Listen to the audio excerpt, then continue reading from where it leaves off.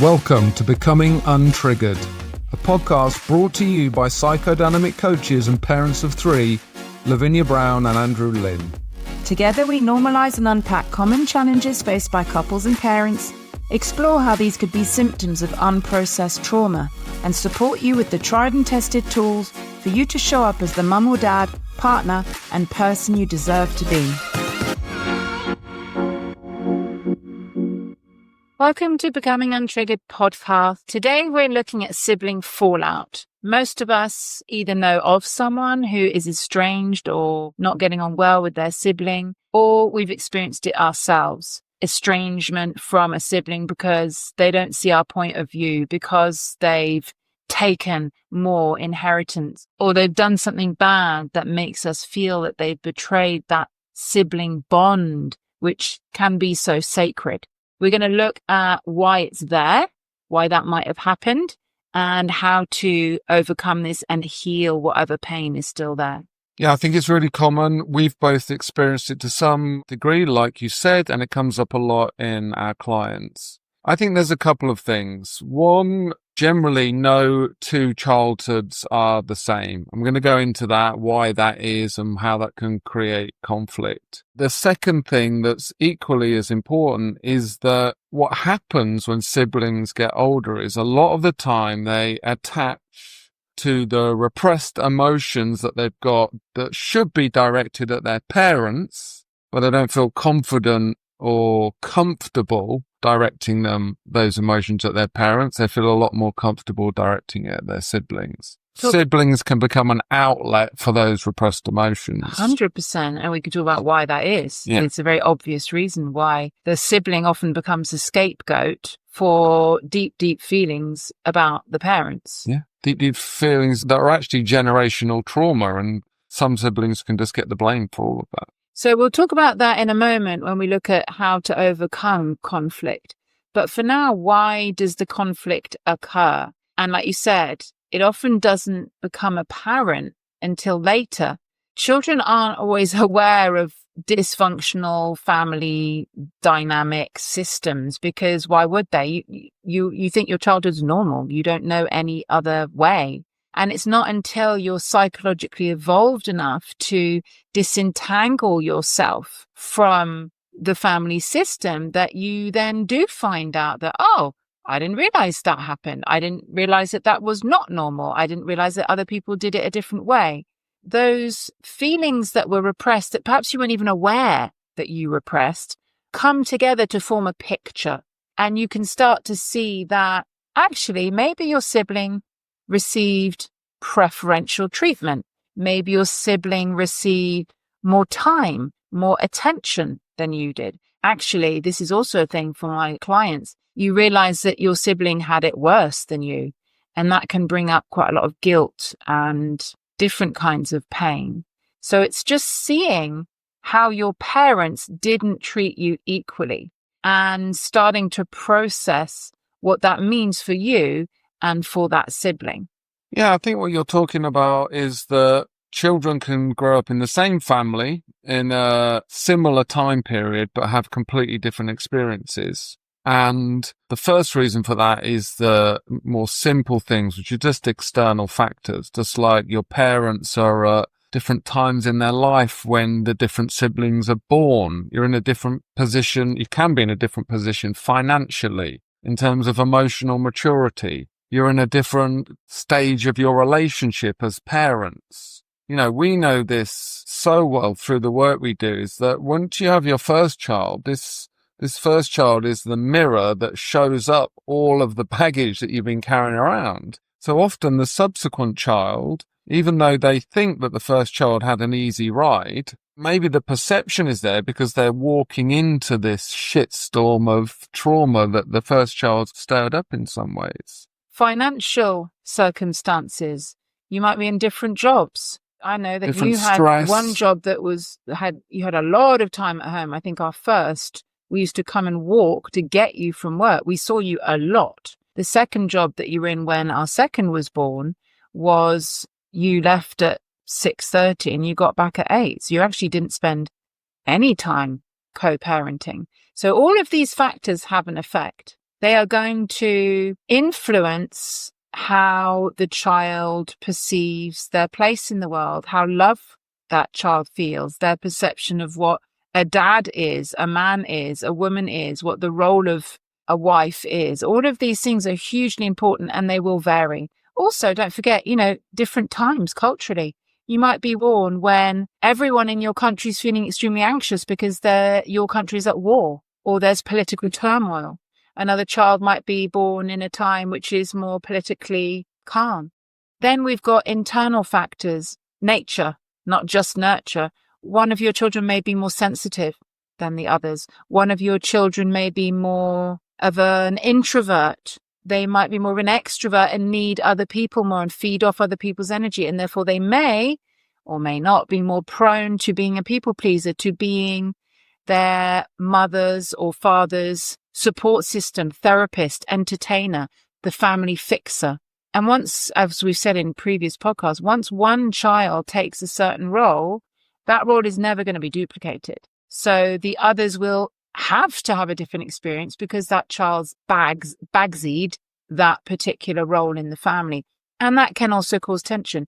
If that child is the people pleaser and the family therapist, another child may view that child as having a closer relationship with their parent. Actually, it's totally dysfunctional. Completely. And those two different people, the people pleaser and then the rebel, they're going to have a different perspective on the same parent. And the final thing is we all have different life paths. We have different birth stories. We have experiences outside the house, which reflects and influences our nervous system. Now, if you're born into trauma, you're going to be dysregulated and therefore you're going to be more sensitive to noise. You're going to be more sensitive to conflict. So you could live in an environment, the same environment, where one person finds it unsafe and traumatic just because their nervous system is on starting point is 9 out of 10. The person that's at 5 out of 10, they're not traumatized by the noise, by the conflict, because their nervous system is in a healthy spot. And talking about what you absorb, you're going to process that differently. So with many of the women that I've worked with, if there's more than one sibling, often my clients become the family fixer. And often there's a sibling that's completely put up very, very strong boundaries and left the family system, doesn't really have much to do with the family, doesn't check in, doesn't have a good, close relationship with their siblings or their parents. Or you've got one sibling that is highly sensitive and unconsciously takes on the role of the emotional processor, even if that processing looks really messy. Again, I've had clients where it seemed that my client's siblings were all very calm. She was the one that was always losing it, having big explosions, taking everything on personally. And when we unpack that a little bit, she was the family pressure cooker. She was allowing her siblings to be calm because everyone knew that eventually at some point this sibling would explode. And she wasn't just exploding for herself, she was exploding for the whole family. Family systems are super complicated and everyone is going to have a part to play, whether they asked for it or not, whether it's conscious or not. But that will then lead, this is what the episode today is about, that will then lead to issues later on, either because those issues aren't acknowledged or because they are, and when they are acknowledged, they're processed in different ways. Yeah, and the first bit is the understanding of what we've just talked about. No two children have the same childhood. That's not a problem. That's just the way it is. A problem can arise from conflict from siblings who think that they had the same experience, not understanding what the other person's experience was, or just carrying on those patterns unconsciously. Yeah, I think a lot of siblings turn to each other for validation of a certain feeling, which that other sibling can't necessarily meet because they didn't have that experience. And then the sibling that needs it feels betrayed or let down or resentful. I think it's a lot about how siblings process their past and whether they do or not, whether they choose to or not. Well, let's talk about that, because we obviously have experience of both. Let's talk about the siblings that don't shine a light on these dynamics, that don't do the work. How does conflict come out for those types of people? Well, often they end up blaming the one that does do the work, because the one that does do the work sees the dysfunction as originating, as you said earlier, in the parents. And if that child is not ready to see its parents' limitations, and let's remember, all parents are limited because all parents are human and all parents are flawed. That's a fact. But not everyone is ready to do this. Not everyone is ready to see that. That's why we do this work and not everyone does it. It's painful. It involves a lot of grief around the loss of the dream of the parent that you needed that you probably will never have. So that's the work that happens, which I have to underline each time. It takes you closer. It brings you to a more meaningful, more connected relationship with that parent. But if you're not sure that that's going to happen and you don't have the confidence, or you're not able to make that leap of faith to do that work, or it's not so uncomfortable that you are forced into it, then you're not necessarily ready to see your parents as flawed. You're still in your inner child. The inner child needs people to behave in a certain way to feel safe. And you're going to project that onto your parents. So that's where a big, big rift comes. One child will blame the other for seeing the parents as flawed, and they're not ready for that. Well, in some ways, that's obvious, right? Because if you're on your healing journey, you're doing your thing, you've got your pain and you've got your life, and you decide as a person that the pain of your life is great enough to look at your past, and you suddenly shine a light on it. That sibling hasn't been through that same journey as you, but actually what you're doing at that point in time is you're shining a light on all the stuff they've still got hidden, and they're not actually ready to look at it yet because they haven't been through the same journey. So there's often this scapegoating I see happening. The one that does the work is then labeled crazy, psycho, disruptive, homebreaker. They're the ones that are actually bringing through their truth, because your truth is your truth. It's not anyone else's necessarily. But that truth is uncomfortable and it unsettles the status quo. The whole family ends up being disrupted when the first sibling looks at doing the inner work. I recommend that my clients don't address any of this with their family until they're healed. That is not something that I think is a good idea because of exactly what we've said. You do the inner work on yourself. We can't change anyone else. So yeah, some people go ahead and do that anyway. It tends to come up though. It doesn't always, most of my clients, it doesn't, because they're releasing enough on their own. But yeah, if it happens, it's going to be messy.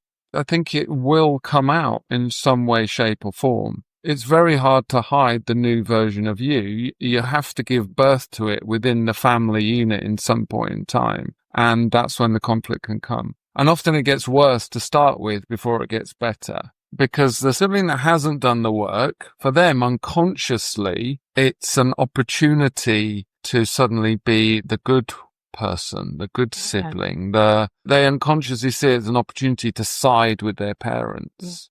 But I just want to take you up on that point. I don't think it has to be the birthing of a new you. For my clients, what we're aiming for is a more understanding, more acceptance. I would say personally, I reached that point of acceptance. So I didn't change that much in the family unit. I don't think my parents probably ever really realized that I'd done the work, but I was less triggered. I was less angry. I was less frustrated and resentful. So from their perspective, it probably looked better, even though I'd done the work. I didn't have to kind of announce any pain or resentment because I dealt with it myself. It looks different depending on your circumstances and what you went through. It's a complex path, and someone that hasn't chosen to go on it, and more importantly, doesn't have the tools to manage it, because when you're doing this work, you need the tools. If you're presenting them with the dysfunction without the tools to manage it, of course, they may then turn around and blame you. So that's one of the key ways in which we see conflict occurring. Another one is when favoritism comes up, especially if it doesn't change. If one sibling sees that there has always been favoritism and that it's still continuing, perhaps not even consciously, perhaps one child had a special gift or a hobby that required the parents to spend a lot of time with them honing that skill.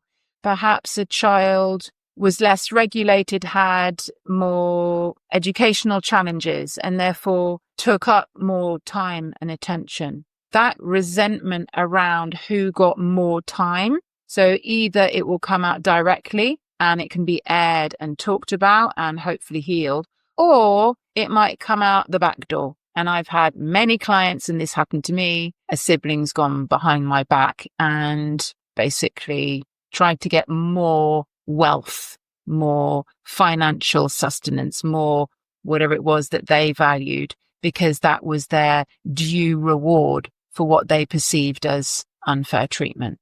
I think the thing to acknowledge is that there's probably no favoritism there. It's all a perception. You know what parenting's like? It's like spinning plates. You love all your children, but some of them are just needy, right? And some of them are more needy than others, and some of them have got more loud needs, and you just get drawn to that particular plate and just try and keep it spinning. And often the one that is less needy and you perceive as being okay, you cannot spend as much time and energy on them. But unfortunately, that does create developmental trauma because they don't get their boxes ticked. They don't get the attention and therefore the affection and the perceived love that they need just because they weren't as needy. Or they get it from a sibling. Because a child is very resourceful, it will look for its needs to be met wherever it can. And if it turns to the sibling, then you've got a bit of a trauma bond going on.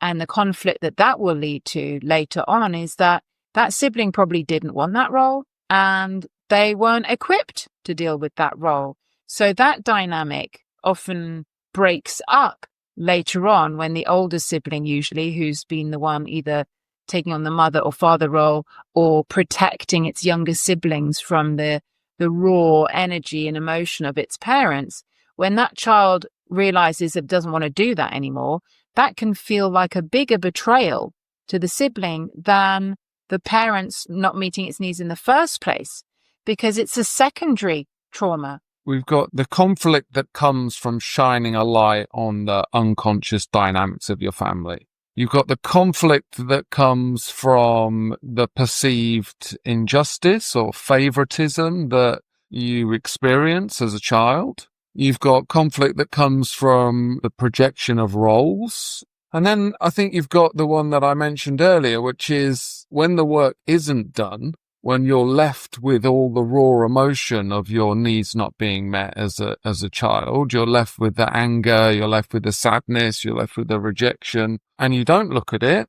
It's very easy to just attach to it. The safe place to put it is your sibling, right? You don't want to put it on your partner necessarily, although lots of people do. You don't want to put it on your friends. It's not safe to put it on your parents. But your sibling is kind of a connection, but you're not necessarily close. You're closely bonded by the shared experience, but they might live over the other side of the world. So they're a great person for you to dump this anger onto and reject this person and cut them out of your life and pretend that that's somehow going to cut this emotion out of your body, out of your reality that you're carrying towards your parents. That creates massive conflict because you're cutting this person out of your life and attaching the emotion to them. But obviously it's not a solution. I want to expand on what you said about why it's not safe to blame your parents if you haven't done the work. And that's because the inner child needs the parents. If your inner child is still in the driving seat of your life, you need your parents to still fulfill this fantasy role that they are safe, that they are your haven, that they are there for you, that they are taking care of you. So you will not blame your parents for wounds because that jeopardizes or it threatens that status quo, that parent role of looking after the child. And therefore you blame your sibling. Because you don't need your sibling in that way. Your sibling is not who you rely on for emotional, physical safety. You can only do this work and blame the parents when your adult self is in the driving seat of your life, because as an adult, you realize that you're an adult. You don't need anyone to look after you. You are resourced. You are safe without any external input. There's two parts to that as well. The one that you're talking about, which is unconsciously your inner child always wants to leave the door open for your parent to meet that need. That was a big block in my healing journey, actually, is that I didn't want to step up for my inner child because I wanted my dad to do it. I wanted to give him the chance to do it. And the second thing is that with a lot of high functioning people, they've got a story around their childhood and their parents. And that story is the backbone with which they continue to be high functioning people. And that is that their childhood was fine and that their parents did the best they could and that everything was great. You need to keep that story alive, or one way of keeping that story alive is by not blaming your parents and blaming the sibling. And then you can just carry on in your unconscious functioning manner. So let's talk about how we overcome this. So we've looked at how rifts can occur, why that might happen, and the root causes behind those rifts and that difference of perception of what happened. We kind of touched on it, really. You need to blame your parents. And when I say blame, I have to always qualify this. Blaming isn't parent shaming. It isn't parent bashing. It is looking at the ways in which your parents weren't able to meet your needs in the way that you needed, because we focus on the negative because that's what needs healing. There's no point focusing on the positive. It's always going to be positive. So you need to blame, inverted commas, your parents for those faults, for those limitations, because that is how you advocate for your needs that were never seen, that were never heard. And that's how you release the repressed emotion, disappointment, resentment, frustration, grief. Leave your sibling out of it for now. It doesn't mean that they're let off the hook. There probably is stuff that went on between you. Maybe there was some bullying. We haven't even touched on that, but bullying is quite a common dynamic between siblings. So you want to release the emotions, and by doing that, you advocate for the emotions, the stance that little you, teenage you, young adult you had that was never seen. And that allows you to accept your parents as flawed. Yeah, well, I think blaming parents is definitely part of the process of the inner work. I think of it more as listening to your inner child. The not blaming parents is a coping mechanism and something that we do naturally, actually. We can't come out of childhood blaming our parents. We have to back our parents. Then you mature and you look back on it and you think, okay, maybe there's some stuff here, but I've still got the story about my parents. The way to unlock it all is by listening to the inner child, listening to what emotions they're, observing the stories. And you're right, you have to open the door and the possibility that your parents didn't give you what you needed, couldn't give you what you needed. And once you do that, then you can release the emotions and then come back to your parents. But there does have to be a part of choosing your inner child over your parents in the process. Yeah. Choosing a relationship with yourself over a dependent relationship with an external party. I also want to talk about a second tool, which is essential. So the release work is crucial. Obviously, the inner parenting, that's a given that that's what we do. We probably don't mention it enough because we assume that people are going to know to do it. But inner parent that child, create that secure connection with the inner parent so that you're no longer dependent on anyone else. But secondly, boundaries. So important. If there is hurt, pain, anger, resentment still lingering you, not only do you need to release it towards whoever, but you then need to respect yourself enough to not keep putting yourself in that same dynamic. You may have done the work to heal whatever imprint it left on you, but that doesn't mean that the dynamic's not still there, that person's not still going to be behaving in the same way. This happened with my parents. This happened with my sibling. It happens with many of my clients' siblings and parents. Once you've seen the dysfunction, you can't hope to change it. If you do change it, amazing. But that's probably because they've chosen to change. You are not going to change anyone through wishing it. So that's where boundaries have to come in. You have to protect yourself and start to notice what kinds of behaviors are dysregulating, what kinds of behaviors trigger you, what kinds of behaviors may not trigger you in the moment, but trigger you later on. And that's where you take it out on your partner and your kids. That's not okay.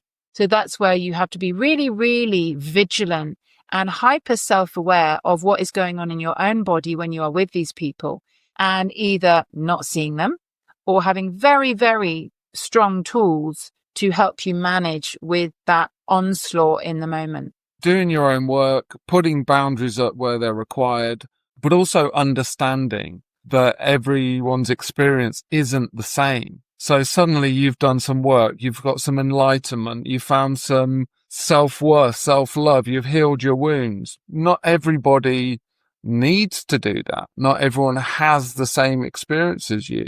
So, not feeling rejected or not trying to change anyone's experience if they're not ready to do it. In my experience, in some ways I did that. I made some mistakes and I did my work. I talked about it in social media. That created a load of problems in my family. I certainly felt rejected because of the response to that. But then eventually everyone just kind of found their place. Some people did their work. Some people found acceptance. Some people had already done it. But it wasn't through me trying to convince people that I was right. And it wasn't from me trying to convince them that my reality was their reality. We got together and we were in a relationship that allowed us to change and continue to grow. But some people might be in a relationship with somebody that doesn't allow them to grow. And it's not for us to say, well, you need to change that. You're in the wrong relationship. You need to do this work. Yeah. Right? It's about having understanding for that other person. And I don't know if it's past lives, different soul paths, how old your soul is. Lots of people looking at it in different ways. I do think that some people will choose not to do the work ever. And that's okay too. It doesn't mean it's not extremely frustrating and sad. Again, boundaries. You can't change anyone. So you've got to do the work that you need to do in order to be okay with the reality as it is, not try and make the reality what you want it to be. That, again, is your inner child, if that's what you're doing.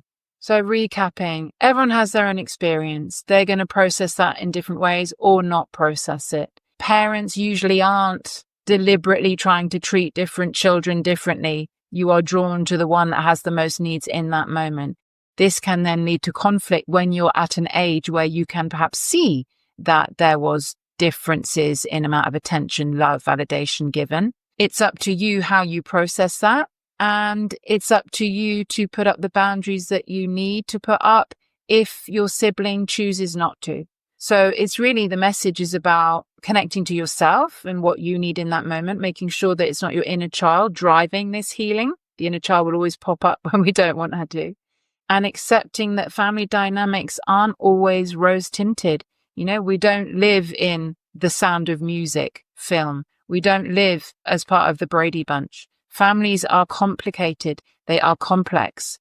And also to understand that if you're being made a scapegoat by your family because of the work you're doing, then that's just their inability to go down the same path as you. And that's also okay. That's where you just need acceptance and boundaries like you were talking about earlier. You can't always force everybody to see your reality or accept your reality. Some people might not be equipped to go on the same journey that you've been on.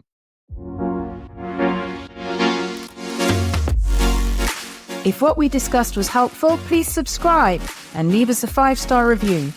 For more of the same, check out my social media, The Inner Child Healing Expert, or to work with me, go to laviniabrown.com. You can find me on andrewlynn.net or Life Coach for Dads on Instagram. We work with both individuals and couples. If there are any topics you'd like us to cover, please reach out. Thanks for listening.